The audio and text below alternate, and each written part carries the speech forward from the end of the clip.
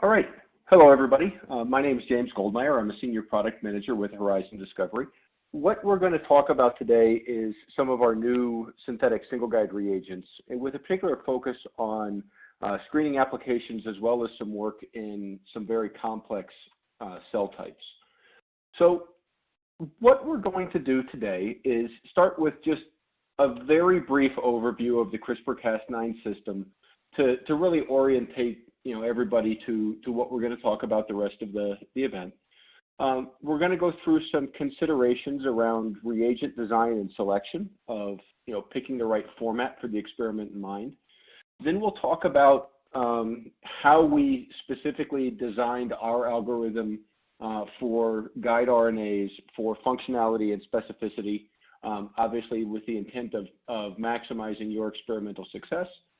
And then we'll go through and talk about functional knockout using our editor synthetic guide RNAs and some of the criteria around the work involved there and considerations for delivery and analysis, as well as some reagent comparison and contrast to really help you figure out what the right tools are for the work you want to do.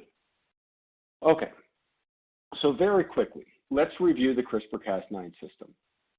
The CRISPR-Cas9 system is really a mechanism of adaptive immunity in bacteria and archaea to defend against foreign genetic material. It involves a couple of major elements where we have a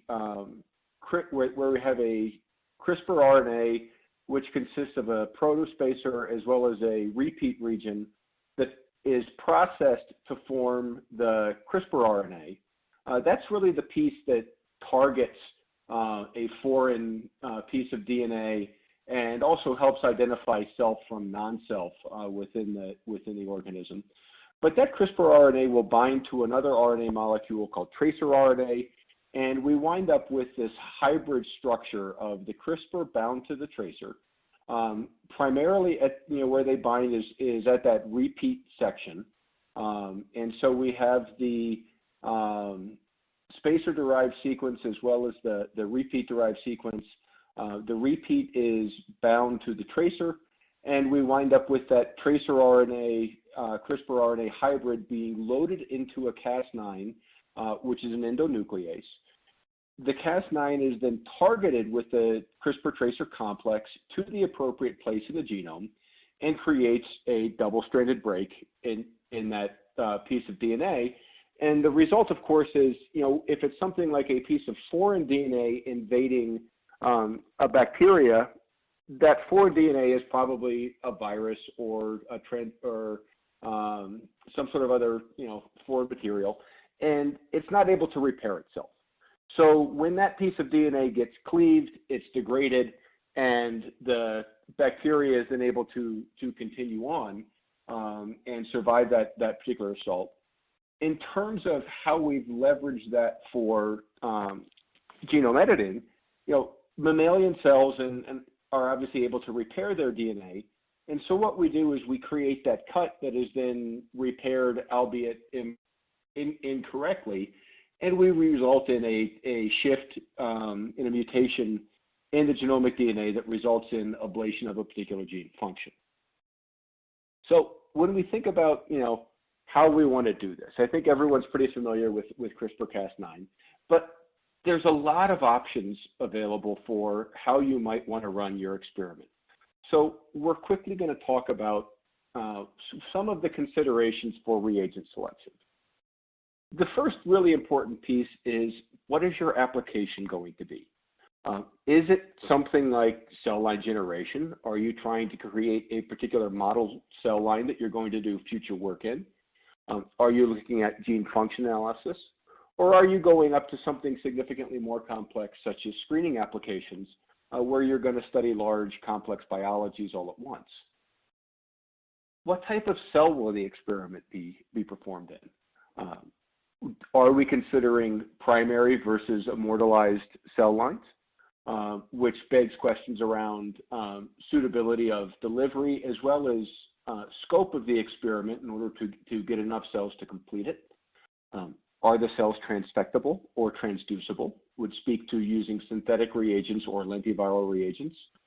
And of course, are clonal cell populations needed for future work, which goes into the amount of work necessarily to create the cell line you want to start with. The other part is there's many potential sources of the Cas9 and the guide RNA. We can look at DNA-free versus expressed formats, as well as plasmid versus lentiviral formats for a lot of the reagents. So to put that another way, let's look at this visually. A typical workflow might look something like this image, where what we have our cell population. We're going to introduce the Cas9 and the guide RNA. We're going to select for those cells, or perhaps screen in them. And we're going to run an assay on the end to look for what were the results we were looking for. As an example of particularly setting up a cell line isolation, we're probably going to do a lot of sequencing and colony expansion in order to get to that particular line. But what about making the choices? It really starts with, first of all, is the Cas9. How are we going to start with the Cas9? Cas9 is not expressed in mammalian cells as a native protein. So we have to deliver it. The options there are really a lentiviral approach, a plasmid approach, delivery of purified protein, or delivery of the Cas9 mRNA. All of these are viable options depending on what the work is you're trying to do and the amenability of the cells to the particular format. We also have to look at what are the types of guide RNAs we want to deliver. Do we want to deliver a synthetic CRISPR tracer, which really is the most similar to the native format that we talked about a few slides ago? Do we want to use a synthetic single guide, which is a hybrid model of the CRISPR RNA and the tracer RNA where they're fused together? Do we want to use lentiviral expression or, again, plasmid expression in order to figure out the right way to go through this process? Now, what you can see is there's lots of different possibilities. Just on this slide alone, we're presented with 16 possible combinations. And there's obviously a few more where we might look at all-in-one vectors or other formats. But it opens up a lot of opportunities for making choice. Now, where that comes down to are what are the applications that we might consider?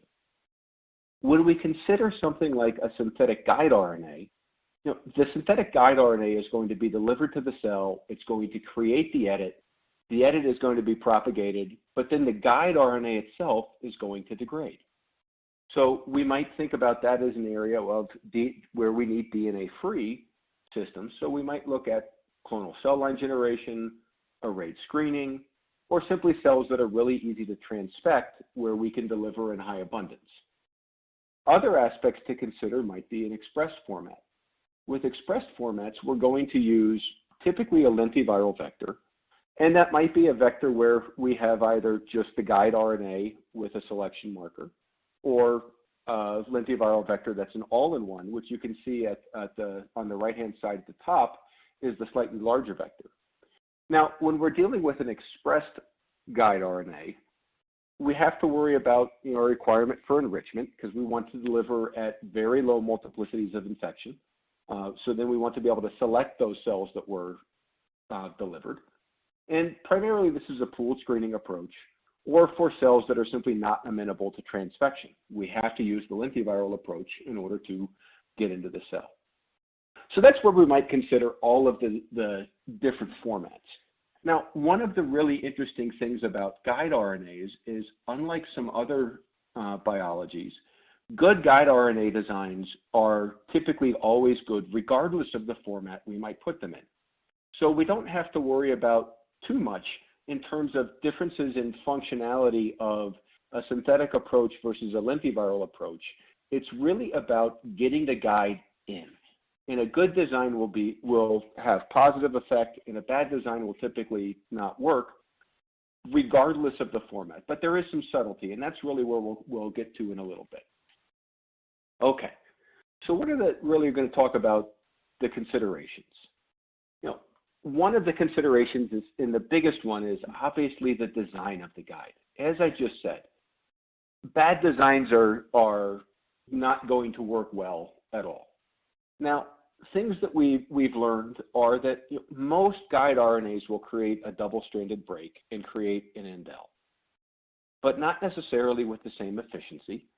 And that indel that gets formed may not cause a functional knockout of the protein. That is, we may not get a frame shift in the area we need that results in mistranslation downstream or results in a stop codon in a truncated function.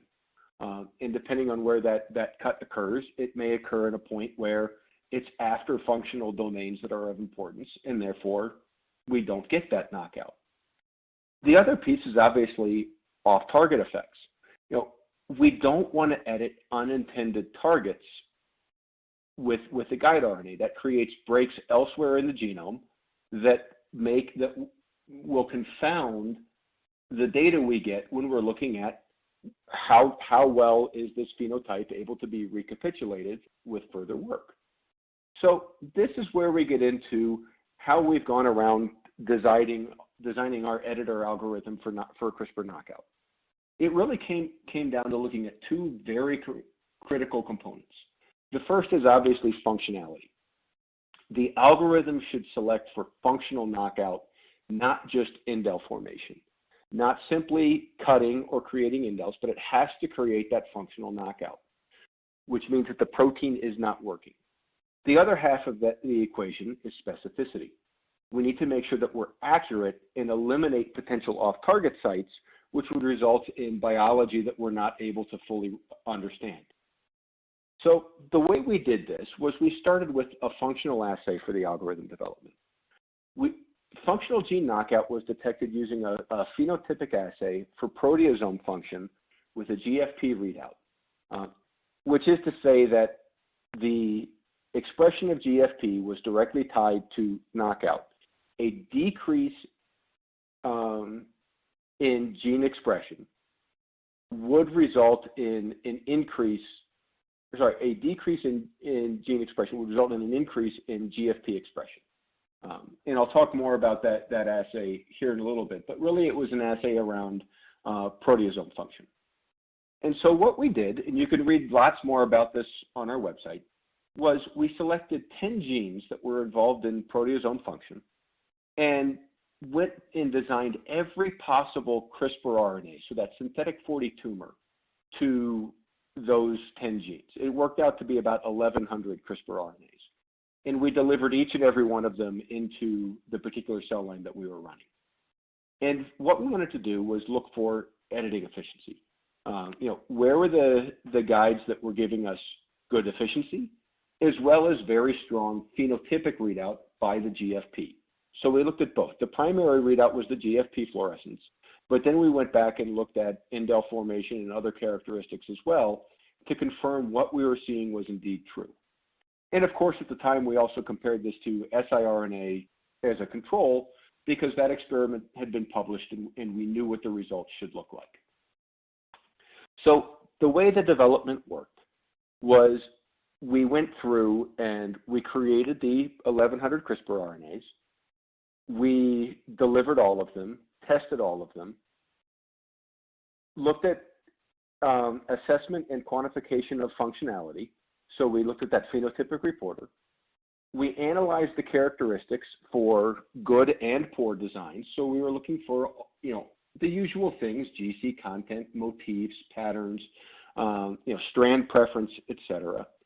And then we went through and selected designs that made some sense, retrained the algorithm, and continued to iterate in other functional assays to make sure that what we were seeing was a more universal effect rather than an assay-specific effect. So it really was just a number of iterations on this process. The types of information we learned are hopefully not overly surprising, but really what we came away with was that functionality is position and sequence dependent. What we see are examples such as early exon targets could be highly functional or non-functional. if we look on the panel on the right, what you can see at the top are two purple arrows pointed at two spots in blue, meaning they're actually in exon 2. And what we can see is that those are two guide RNAs that are fairly adjacent to each other. They're in the same exon, they're not too far apart, and one of them is highly functional, and the next one not. So it's not just about being in that exon. And indeed, we can see that pattern repeated throughout the other exons and throughout the other genes. So it's not just about position. There's other factors. We have to worry about the cut site location within the gene, sequence composition, the sequence around the PAM, GC content, and strand preference are all criteria that really were required in order for us to develop good functional guides. And these were all aspects that have gone into that. But there's more to the equation. What about specificity? Specificity is critically important to the success of the experiment because we do not want off targets, because otherwise we run the risk of unintended effects in our experiment. So some things that we looked at, and we'll talk more about this in a second, are we've discovered that there was a tolerance for flaws that varies along the guide RNA. So when we look at the example, when we look at the stylization of the DNA on the right with the PAM sequence, what we can see are that mismatches, bulges, etc., right near the seed region, which is those first few bases right by the PAM site, are not well tolerated, which means that those bases are critical for specificity. We need very tight matches there in order to ensure that the guide RNA will bind successfully and cleave at that site. However, as you move farther away, there is an increasing tolerance for mismatches, which says that it doesn't have to be a perfectly aligned sequence, but that as we get farther away from the PAM sequence, we have a tolerance for mismatches, and thus we had to look at that a little deeper. So we had to look at some aspects around scoring the specificity and looking at that. So what we did was we built a second part of the design criteria that was an algorithm specifically around specificity and an alignment tool. And so it looked at all possible off-targets of a sequence. And it weighed the probability of each imperfect alignment in causing off-target cleavage based on that position. And then it assigned a specificity score based on all the criteria. Now, one of the pieces of this that was incredibly interesting, and we published a paper on this that we're happy to share, is that the alignment tool didn't look just at the guide RNA against the DNA. We also reversed it and looked at how does the DNA respond to the guide RNA, because DNA can flex as well, and we might create a bulge or a gap or a mismatch in the DNA. So it wasn't just a unidirectional examination. We looked at both sides. And so what that gave us was a much more rigorous identification of potential off-targets.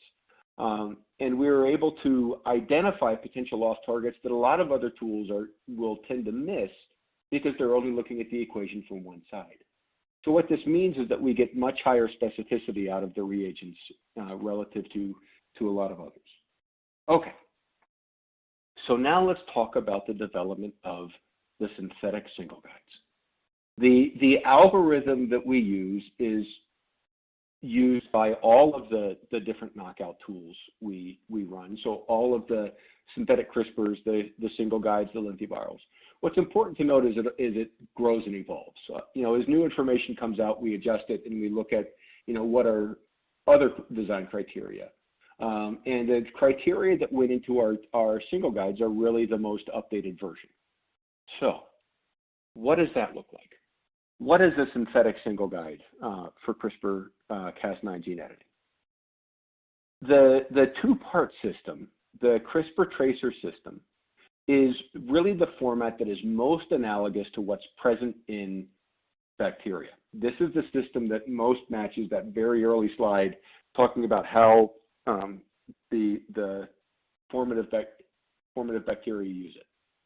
And what it consists of is it consists of that CRISPR RNA that's 42 nucleotides long.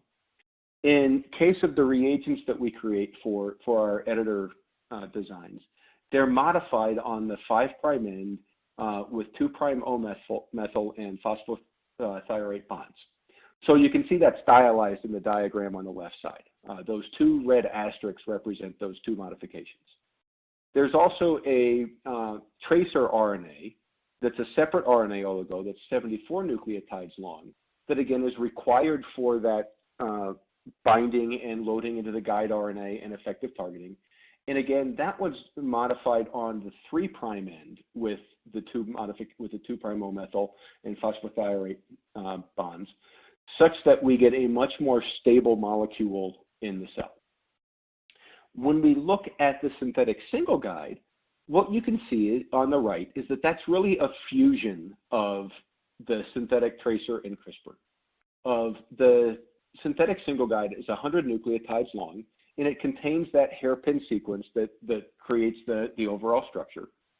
It's got a 20 nucleotide targeting sequence and an 80 nucleotide constant region that really represents the rest of the structure around the actual targeting sequence. And it's modified at the 5' and 3' end, again with 2' O-methyl and phosphorothioate bonds. So again, it's designed for high functionality and specificity and being able to last within the cell to generate the effect thanks to those modifications. Now, how do we select the modification pattern? This becomes, part of the importance of the function of making sure that we're able to create molecules that are going to perform well and not have any deleterious effects in the cell. So we started with some experiments. It's an older piece of publication from 2017 where we looked at the modification pattern. And we looked at a lot of different modification patterns, including no modifications all the way up to 3-fold modifications at both ends. And we looked at this with both synthetic CRISPR tracers as well as single guides. Now, one of the pieces that's important to note is we can see some general trends in effect. You'll notice at the top left in this, looking at cyclophilin B, that from 1x to 2x, one modification at each end to 2 modifications at each end, we see a pretty big jump in function. And indeed, from 2x to 3x in this, we see another not insubstantial jump. In the other genes we looked at, PSMD11 and PSMD7, we see the same trend, but not to the extent. And indeed, in these cases, we see that the 2x is actually the better performer. When we look at the single guides, we see the same pattern. The minimal 2' O-methyl modification pattern gave us increased stability and editing efficiency when we delivered. And so what we can see is we can see a pattern wherein using 2 modifications versus 1 or 3 gave us that greatest increase overall in stability and editing for the molecules. But there's another piece to this. We also had to look at immune response. Because while we can create molecules that are efficient and stable, if they elicit an immune response within the cells, that creates a very significant problem for our experiment. We obviously don't want cells to react in a way that increases cell death, because then we can't really understand the biology, and it confounds things. So what we looked at was a number of different modification patterns, and we looked at several different genes, all involved in immune response. What we were able to take away from this was that when we looked at the varying levels of immune response to the modifications, as well as cell viability, which is the red circle on the graph, what we found was that the 2x modification really had a significant positive impact on viability in that it didn't affect it. We saw examples where the 1X modification had no effect as well, but when we looked at the 3X modification pattern, we actually saw a couple of examples where we saw significant decreases in viability, as well as an increase in immune gene response, indicating that we're getting cytotoxicity out of that triple modification pattern that's not seen in the other two. So this is really where the thinking was about, why do we want to keep that modification pattern to just 2 on each end rather than going to 3? The functionality was overall about equivalent between 2 and 3, and the stability is equivalent, but we did see this slight decrease in viability with the 3X modification pattern that really said that 2 was probably going to be a better solution for going through work. Okay, so what about looking at functions? So that's how we built them, but how do we look at how things work? Where this starts is, looking at delivery. And can we get efficient delivery into immortalized cell lines? So what we wanted to look at was, could we generate Cas9 stable lines and go ahead and expand those out and then use those in a number of different downstream applications. So we're looking at screening with synthetic guide RNAs, looking at comparing arrayed CRISPR RNAs versus the single guide, non-target controls, positive controls, a number of different aspects. And one of the things that's also important in some of the work we'll talk about is there's going to be several examples where we compare use of the CRISPR tracer to the single guide. What's important is that with all of these, we have found that it is not necessary to pre-anneal the tracer and the CRISPR. You can just add them to the cells and just mix them and deliver them, and they will work just fine. We don't need to spend the extra time to get them to anneal. They'll do that naturally within the solution. So, on ahead is look at different delivery mechanisms, as well as looking at different assay endpoints. And so this was, one of the experiments we'll talk about that goes to, looking at how do we screen and why do we use the formats we use, is looking at screening examples and looking at the types of screens that we can run. So there's lots of different ways to do arrayed screening. And, it's been done with several different platforms using our CRISPR tracer mechanism. We've used reporter assays where we've used a U2OS ubiquitin EGFP proteasome assay, precisely the same assay type that we used for some of the early algorithm development. There have been apoptotic enzymatic assays, mitotic indice assays, and then of course high content imaging with a G1S cell cycle phase reporter. Lots of different examples, and you can see the 3 references at the bottom where these different examples were used. The Anderson et al. Paper was the ubiquitin EGFP. The Kelly et al. Was the apoptosis as well as the mitotic index. And the Strazowska paper was the G1S reporter line. And we'll talk a little bit more about that one because that's a really interesting example of how well arrayed screening works with synthetic guide RNAs, and specifically looking at the synthetic CRISPR RNAs.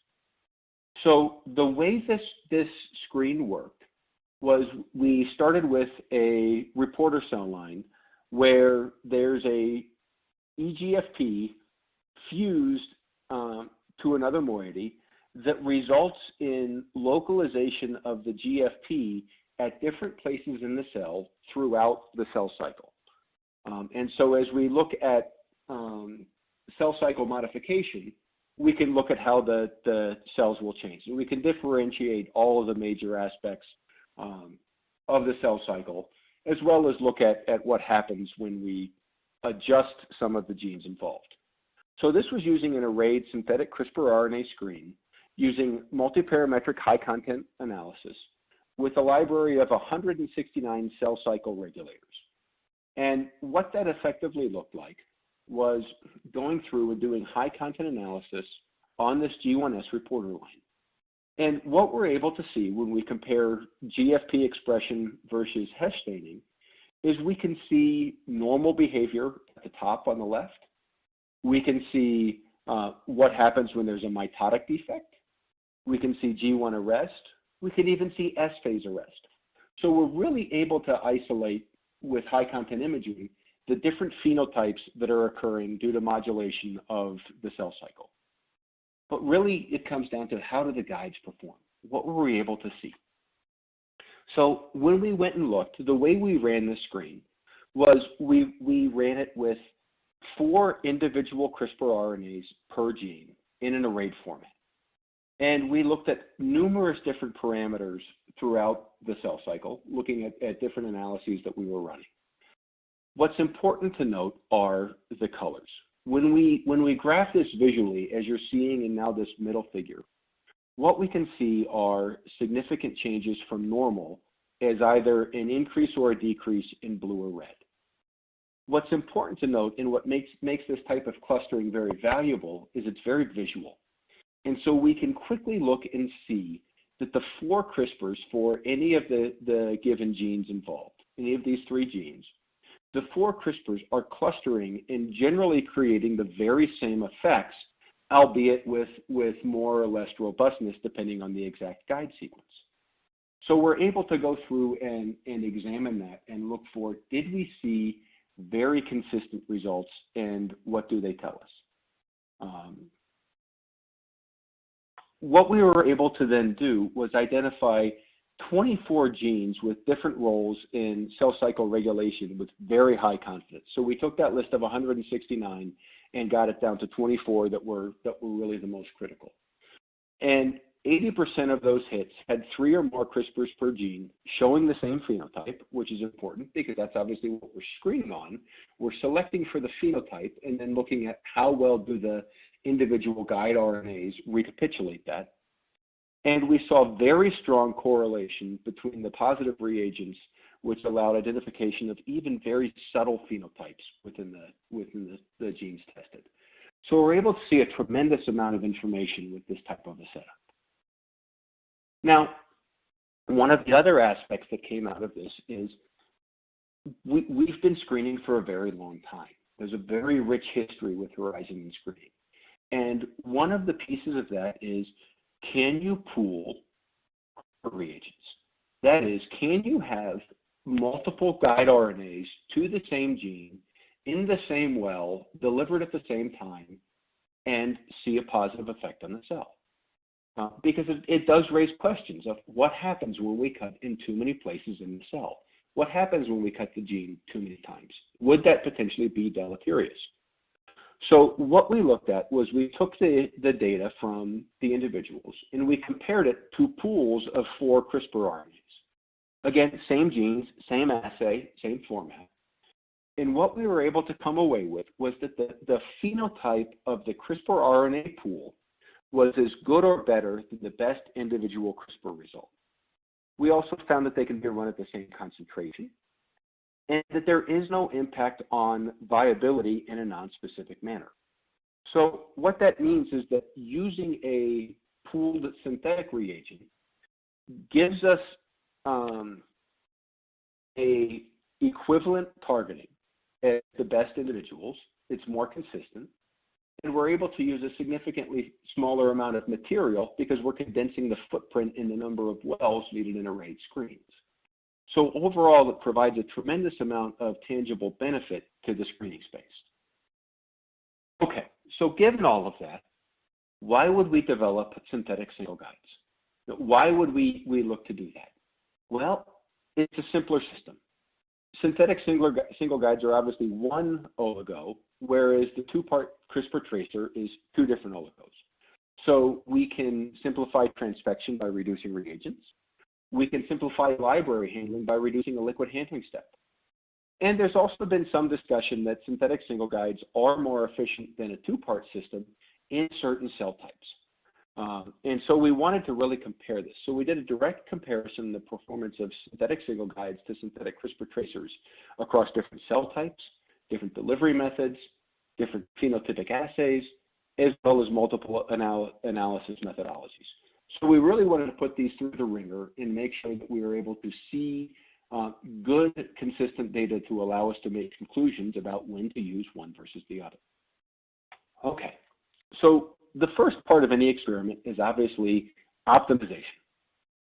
And in order to get good efficiency, we have to optimize delivery conditions.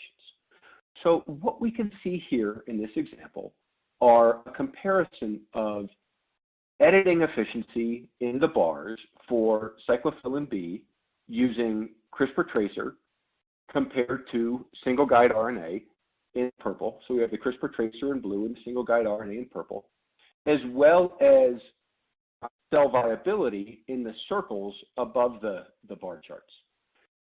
What we're looking at are two different seeding conditions of either 2,500 cells per well or 10,000 cells per well in a cancer line, in an immortalized cell line, and delivery of Dharmafect as a delivery reagent at 4 microliters per well, varying the amount of overall reagent used. What we can see is that there's a very wide range of useful transfection conditions. We can see a very good consistency in functionality of the synthetic guide RNA across a very broad range. We do start to see some differences in viability as lipid amount is increased, which is not unexpected. Now, what's also important is that there are different optimal conditions for both the CRISPR and the tracer in the the CRISPR and the single guide in these cells. We can see that on the left-hand side, that using a very low lipid amount of 0.04 is about where viability begins to decrease slightly for the single guide, and then starts to drop off fairly quickly thereafter. And 0.15 is about where it drops at the 10K cell density. But what's important is that there are conditions where the reagents work, but the takeaway message is that it may not necessarily be the exact same conditions for each reagent. So that tells us part of it. Part is, what about changing the guide RNA dose? There is a dose dependence on editing efficiency, which is exactly what we would expect. With good designs, we should see a dose dependence as we move through. And that's exactly what we see here. So again, now at those same two cell densities, 2,500 and 10,000, holding the amount of Dharmafect steady at the optimal condition, and now varying the guide RNA dose, either the CRISPR tracer dose or the guide RNA dose, we can see that, again, there are optimal conditions for delivery of the CRISPR tracer and the single guide, and they don't necessarily overlap exactly. We do see, again, a viability effect of finding a point where we get maximum knockout while having minimum impact on viability.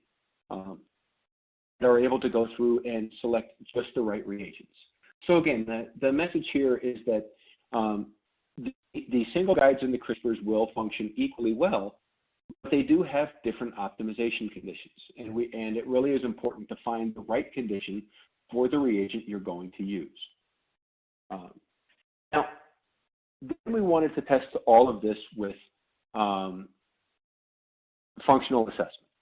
So we've worked out the delivery, and this is looking in a U2OS line where this particular cell line is expressing Cas9 stably. And what we wanted to look at was what happens in the phenotype when we knock out certain genes. And so we knocked out CDC20 and PLK1. And what we were able to do is, on the left-hand side with phase microscopy, we are clearly able to see an apoptotic effect on the cells, and we're seeing reduced cell proliferation and increased apoptosis upon knockout of those essential genes. On the right-hand side, we're seeing the quantification of that. So we have the visual image as well as the quantified data. And what we can see with the different genes are looking at individual guide RNAs, 1, 2, and 3. The guide RNA designs are the same, whether it's a single guide or a CRISPR RNA.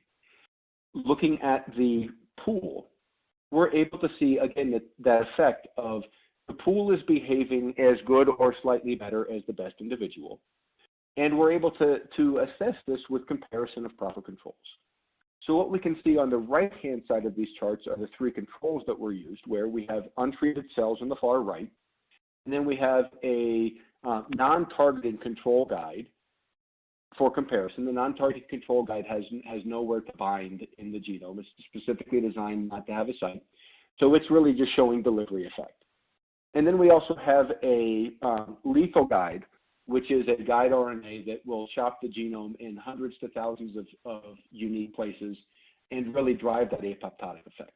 So we're seeing a very broad window, and we're seeing, kind of the theoretical maximums in terms of untreated versus the lethal of what the cell death could look like, and seeing a very nice assay window. Other examples where we looked at the guide RNA effect we also wanted to look at some examples where we did immunofluorescence. So in this case, we stained the cells. And what we did in this particular example was we knocked out transferrin receptor with synthetic guide RNA and looked at the results. And again, what we're seeing is the comparison of the CRISPR tracer on the top with the single guide on the bottom with non-targeted control, the 3 individual guide designs, and then the pool. Now, transferrin receptor is localized on the cell membrane, endosomes, and lysosomes. And what we see is exactly what we expect in the cell staining with the control, where we see that the staining is around those parts of the cell and relative to where the nuclei were stained. Now, when we examined the performance with tide analysis to go along with the phenotypic outcome, what we see are that the tide analysis shows about 90% editing efficiency within these cells. So we're seeing very high editing efficiency as well as very high phenotypic output. Another example of this is looking at fused in sarcoma FUS, again in the same type of system. In this case, the gene is localized in the nucleus. So we should see that very strong co-localization, which is what we see on the left with the non-targeting controls. And then again, as we do the knockout and assess the phenotype, we see very clearly that pooling of the guide RNAs gives us that more robust signal relative to the individuals. And again, when we look at the tide analysis, we're seeing greater than 90% knockout again, or greater than 90% editing efficiency with the tide analysis. So we're getting that very strong correlation of phenotype and genotype with these reagents. Okay, but what about a more interesting cell type? What about work in T cells? So this is where we wanted to look at a cell line where we suspect that using a single guide might be advantageous over synthetic CRISPR tracers. Now, some challenges with this are that T cells are a bit more challenging to handle. They require very specific culture conditions. They require activation and stimulation. They're very difficult to transfect. And so we had to go through and use an RNP complex to deliver everything to the cells and go through all of that optimization. But really the results were very clean. And so what we're able to do is we did co-delivery of the CRISPR tracer or the guide RNA with the Cas9 protein. And then we analyzed gene editing both at a phenotypic as well as a genotypic output. And what that looked like was we used a phenotypic output using FACS. So we used fluorescence automated cell sorting. And the way that works is we're staining a gene that has been knocked out and looking at a change in fluorescence. So to do that, we have to set the gates right. We have to determine what the baseline is.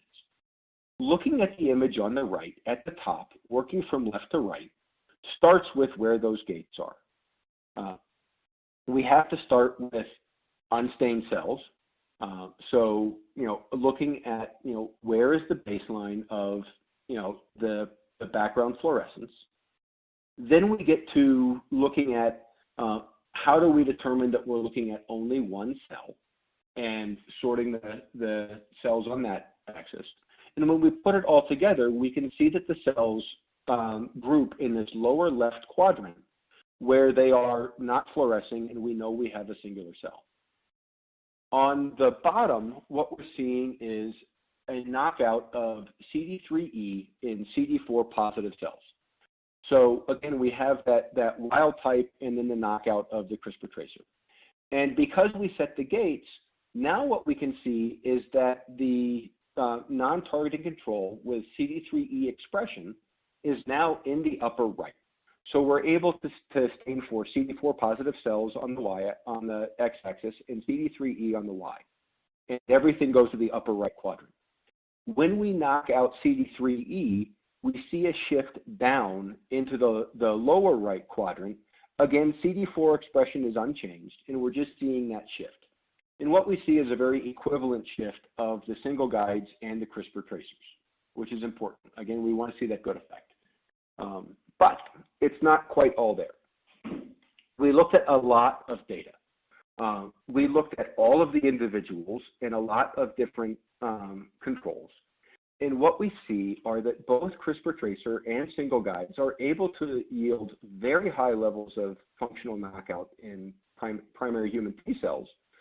But we do see that the single guides, seem to perform just a little bit better in terms of looking at, what is the overall functional knockout, where were the cell viability. They're to some extent equivalent. Some of it's individual designs against individual design. But what we see is just a bit more consistency with the single guides, and also, again, that lower handling requirement. The other thing we can look at, not just the functional knockout, but we look at the immunofluorescence intensity, which we would expect this to pretty much be the opposite of the knockout measurement. What we see is that fluorescence intensity correlates very, very closely with the knockout assessment. So we're able to come away with the conclusion that this is a very robust experimental way of looking at the guide RNAs. And we're able to very robustly modulate gene function within the T cells. Now, a little bit of this was looking at other surface proteins. We didn't just look at the one gene. We looked at lots of different genes. And what we see when we compare the best individual single guide with the pool of 3 is, again, that very, very consistent knockout level when we look at percent knockout. Now, the one on this that jumps out a little bit is that HLA-DR gene. What's important to note is that has a component related to it relative to T cell function. And so that gene actually, while it looks like a lower level of knockout, is actually doing exactly what we would have expected that gene to do as relates to the biology that it's actually driving in the cell. So we're seeing very, very consistent results with what we expect all the way across, where genes that are not necessarily impacting T cell functionality, the knockout is very high, but with genes that do impact functionality, we see a reduction in apparent knockout that's actually related to a reduction in cells and how those cells are behaving. All right, as we start to wrap it up, where can we look at data? What we can see are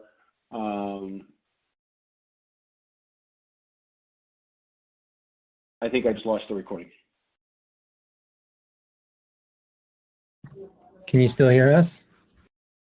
I can. Okay. Are you not seeing the studio anymore? Okay, I am now. It's back. Okay, give me just 1 second. Something jumped up on the screen and I got a error message.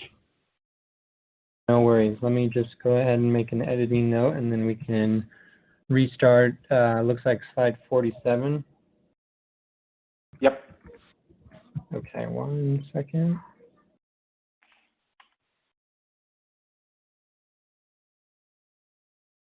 Alrighty, all set. Just give it a few seconds of silence, and then you can pick back up on 47. Okay. So one of the last pieces is looking at how do we measure editing. And in this particular slide, we looked at a number of different possibilities. We looked at a phenotype, T7E1, tide analysis, and next generation sequencing to really look at what were the range of indels measured and would they create would they create knockout? How do we measure the efficiency? What we see overwhelmingly is that however you choose to measure it, you're going to get very consistent results. Typically the lowest result is going to be the T7E1, but part of that's because it also has a theoretical maximum of 50% based on how it works. So what we can actually see is that when we look at the results, again, the T7E1 is very consistent within that grouping. But yes, it is a little lower in overall magnitude relative to some of the others, but they're all very consistent in terms of the result. We get that very solid correlation of phenotype and next-gen sequencing. Now, the last thing to look at is, how well does phenotype correlate with the efficiency editing? And this was looking at next-gen sequencing, NGS, relative to phenotypic knockout. And when we looked at that using the assays that we've talked about, what we see is a very strong correlation between phenotype and NGS readout. We're able to see percent knockout on the right and indel formation by NGS on the x-axis, and that R-square value being very solid, indicating that good correlation. The last piece is really around what about the correlation between CRISPRs and single guides with the phenotype. Again, when we look at the percent knockout of single guides versus CRISPRs, when we look at on the left-hand side with just individuals, what we see when we draw the correlation line is that there is some variation between the individuals with CRISPRs and single guides. As we might expect, any given design is going to have some variation depending on the cell and the format used. But importantly, when we look on the right, when we look at the pooled CRISPRs and pooled single guides as a comparison, what we see are a very, very strong correlation. All of these points fall very, very closely to the line, indicating that very strong correlation, which means that whether you want to use a pool of 3 single guides or a pool of 4 CRISPR RNAs, which are the two pooled reagent formats we predominantly sell, going to get very, very consistent results across all of them. Okay, so what can we conclude?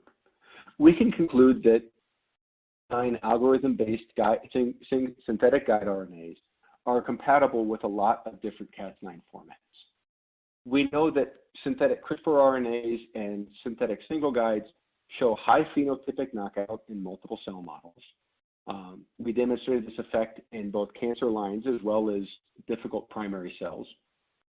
Pooling the synthetic single guides, or the synthetic guide RNAs for each reagent, really gives the overall best and most consistent results. But it's important to know that we get good, consistent results out of the individuals, because the way you validate a pool is to go back and test those guide RNAs independently.